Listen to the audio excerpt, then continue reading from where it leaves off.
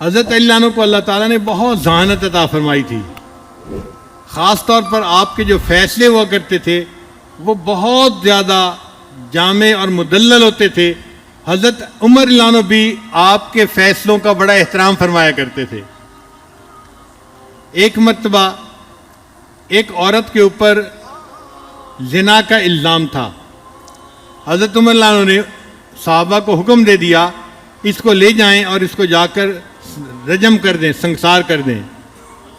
تو صحابہ اس کو لے کے جا رہے تھے، ادھر سے حضرت علی عنہ آ گئے. انہوں نے اس عورت سے پوچھا کہ کیا ہے.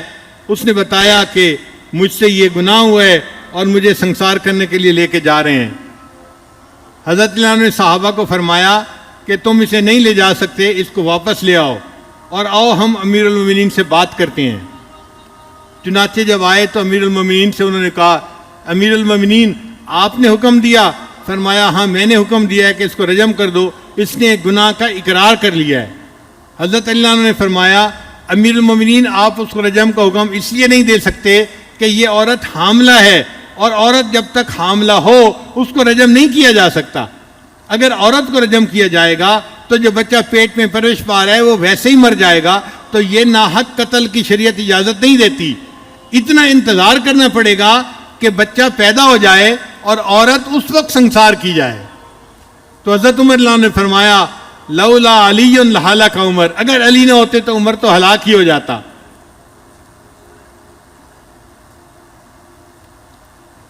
تو حضرت علی عنہ عدالت کے معاملے میں، قضاء کے معاملے میں سب صحابہ سے بلند درجہ رکھتے تھے.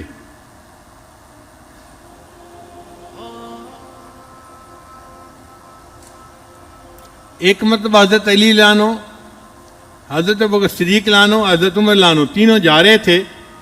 ایک طرف حضرت ابوبکر صدیق تھے اور دوسری طرف حضرت عمر عنہ تھے.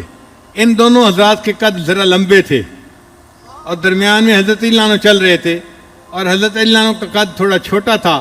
جسم کے مضبوط تھے، ٹھوس تھے، بہت طاقتور تھے، مگر قد اتنا بڑا نہیں تھا. تو درمیان میں حضرت علی عنہ چل رہے تھے. حضرت علی عنہ کو مذاق سوجا. انہوں نے مذاق کیا کہ دیکھو ہم تینوں چل رہے ہیں تو جس طرح لنا کا لفظ ہوتا ہے نا کہ دونوں طرف اونچا ہوتا ہے، ایک طرف لام اور ایک طرف الف اور درمیان میں چھوٹا نون ہوتا ہے. علی تم نون کی طرح ہو، ہم دونوں لام اور الف کی مانند ہے، ہم تینوں لنا بن کے چل رہے ہیں. حضرت علی نے فوراً جواب دیا ہاں اگر لنا کے لفظ سے نون کو نکال دیا جائے تو باقی لا رہ جاتا ہے، تو مجھے اگر تم تین میں سے نکال دیا جائے میرے بغیر تم بھی لا کی مانند ہو. تو اللہ تعالیٰ نے ان کو بہت ذہانت عطا فرمائی تھی. ایک مرتبہ سیدہ فاطمہ زہرا رضی اللہ عنہا کے پاس تشریف فرما تھے.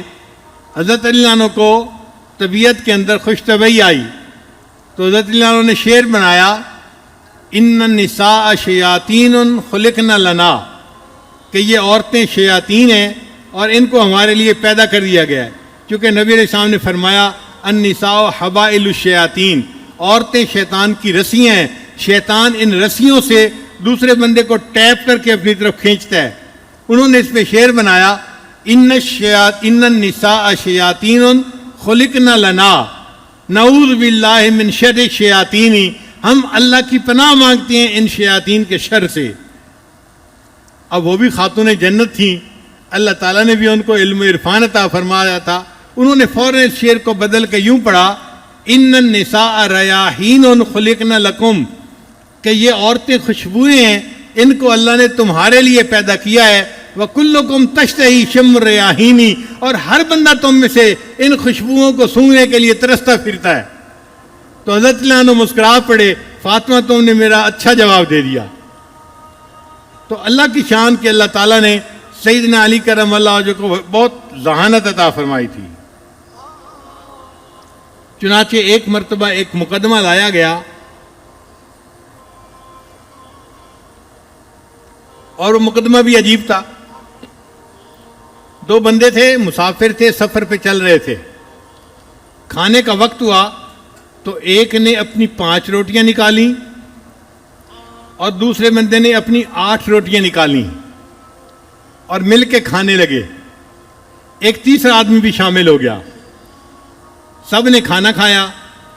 کھانا کھانے کے بعد جو تیسرا بندہ تھا اس نے 8 دینار دیے روٹیوں کے بدلے میں. اب جس کی 5 روٹیاں تھیں وہ کہتا تھا کہ 5 دینار میں لیتا ہوں, اور جس کی 3 روٹیاں ہیں وہ 3 دینار لے لے. مگر 3 دینار والا جھگڑا کر رہا تھا, نہیں مجھے زیادہ چاہیے. اب یہ مقدمہ حضرت علی عنہ کے پاس آیا. حضرت علی عنہ نے اس 3 والے کو فرمایا, بھائی یہ تمہیں 3 دینار دے رہا ہے, تم لے لو, تمہارا اس میں فائدہ ہے. اس نے کہا نہیں جی نہیں, مجھے تو عدل انصاف چاہیے, اپنا حصہ چاہیے. جب اس نے زیادہ کہا تو حضرت علی عنہ نے فرمایا پھر میں جو انصاف کروں گا تم اس کو قبول کرو گے؟ جی میں قبول کروں گا. حضرت نے فرمایا اچھا, جس کی 5 روٹیاں تھیں اس کو 7 دینار دے دیے جائیں, اور جس کی 3 روٹیاں تھیں اس کو 1 دینار دیا جائے. اب وہ بڑے حیران, حضرت آپ نے یہ فیصلہ کیسے کیا؟ فرمایا فیصلہ قبول ہے تمہیں؟ اس نے کہا جی مجھے قبول ہے. فرمایا ہاں میں تمہیں لاجک بتا دیتا ہوں. لاجک یہ ہے, ایک کے پاس 5 روٹیاں تھیں, ایک کے پاس 3 روٹیاں تھیں. اب اس کو 3 بندوں نے برابر برابر کھایا.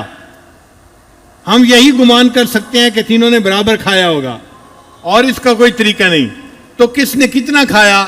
ہم یہ کہہ سکتے ہیں کہ 8 روٹیاں بنی اور 3 بندے تھے تو 24 ٹکڑے بنے, تو ہر ایک نے 8 ٹکڑے کھائے.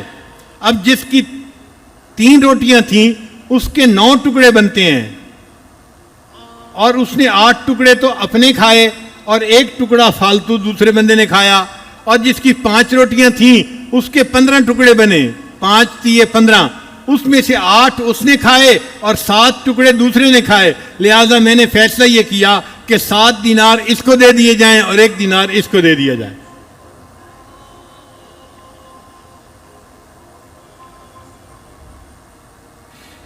ایک خارجی تھا, وہ حضرت علی عنہ کی خدمت میں حاضر ہوا اور اعتراض کرنے لگا, حضرت آپ سے پہلے جو خلفائے راشدین تھے ان کے زمانے میں بڑی فتوحات ہوئیں, اسلام بڑا پھیلا, ان کے زمانے میں بڑا امن اور سکون تھا, اور آپ کے دور خلافت میں تو بس خانہ جنگی ہی ہوتی رہی, آپس میں ہی لڑتے رہے, اسی میں ہی وقت گزر گیا.